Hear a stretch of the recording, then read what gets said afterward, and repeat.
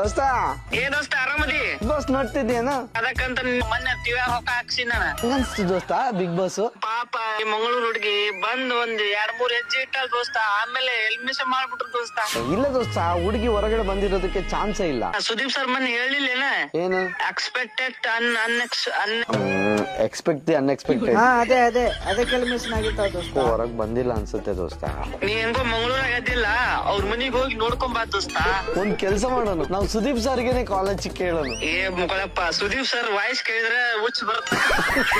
Sudeep sir phone ಹಚ್ಚಿ ಮಾತಾಡ್ತೀನಿ ಅಂತ ಹೇಳೋ ಮರೆ.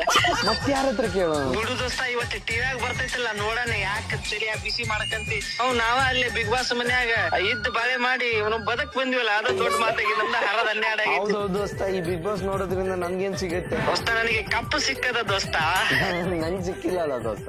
ನಾನ್ ನಿನ್ನ ಗೆಳೆಯ ಸಿಕ್ಕಿದಿಲ್ಲ ದೋಸ್ತ, ಪ್ರಾಣಕ್ಕೆ ಪ್ರಾಣ ಕೊಡೋ ಗೆಳೆಯ ದೋಸ್ತ